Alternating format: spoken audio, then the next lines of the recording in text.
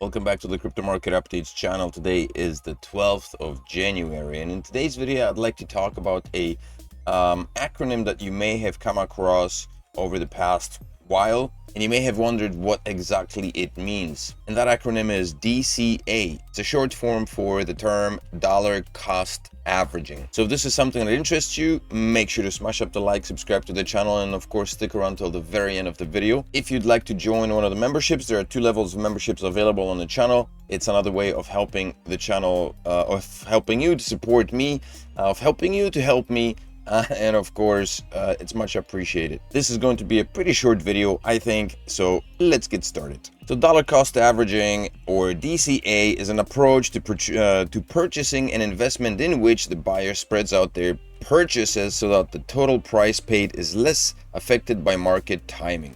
That's the short abbreviated version of it. CoinDesk released an article titled "What is Bitcoin dollar cost averaging? A beginner's guide." So I'd like to take the opportunity to read through this and hopefully shed a bit more light on D.C.A and how it works. So despite the fact that this article is titled Bitcoin D.C.A, it doesn't necessarily only apply to Bitcoin. You can D.C.A, you can dollar cost average all your crypto investments. As a matter of fact, you can dollar cost average all investments in your portfolios, of course, stocks or whatever else you're purchasing.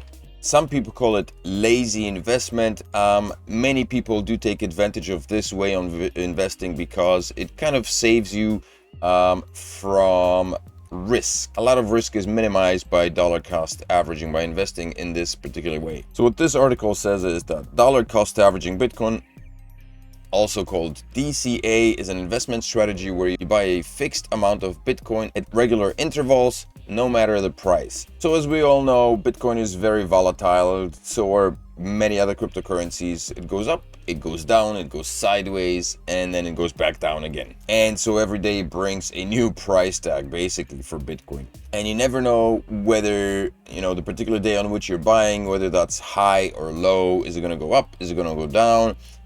When you buy, it usually dumps. When you sell, it usually pumps. That's usually the scenario. And so one of the ways to avoid this discomfort is by dollar cost averaging. So how do you do it? You can set up a specific amount of money to invest periodically, provided that you do have enough finances and you do have means to do that on a regular basis, such as weekly or monthly, and stick to the schedule over time. This means you reduce the impact of short-term market volatility, as the specified amount of buys more Bitcoin when prices are low and less when prices are high, ultimately averaging out the cost per Bitcoin, hence the term cost averaging. On many exchanges, you can set automatic purchases, basically provided that you have the money in your account, and the exchange will buy Bitcoin or any other asset, I think, on a regular basis based on your preferences, which you would have to set up ahead of time. So how does it work exactly? First, set a budget. Of course, you need to know how much you want to buy. If you'd like to buy, and this doesn't have to be automated, you could do it on a regular basis on your own. If you're watching the Bitcoin price on a regular basis, then you know how it moves and you can make the purchases on your own. But set a budget, decide how much you want to invest, of course, and decide how much money you're willing to spend, and never risk more than you can afford. Figure out how much you're comfortable investing regularly. Some Bitcoin savings apps allow you to start with as little as $10. You can invest more than that, but I've purchased Bitcoin for $10. Of course, now with the fees, it's a bit tricky because you don't want to spend more on fees for purchasing $10. If you're purchasing Bitcoin for $10 and your fees are $20, that kind of defeats the purpose. Decide on the intervals. If you want to buy it weekly, bi-weekly, once a month, and it doesn't actually have to be on intervals. You could simply watch the price. To give an example, I've had ADA purchased many moons ago. I think I purchased some during the heyday of the last bull run for like $2.95. I was kind of trading it. It went up above $3. I sold and I bought. And then the last purchase I made was at $2.95. And of course, it retraced and it dumped since to like 23 cents. And what did I do? Well, I went in and bought myself a lot more ADA for 23 cents, which means that the initial purchase at $2.95 was the price tag for ADA for me personally was brought down to an average of about 60 cents or so. Actually less than that, I think, because I'm broke even now. The next thing you need to do, of course, is find a good platform.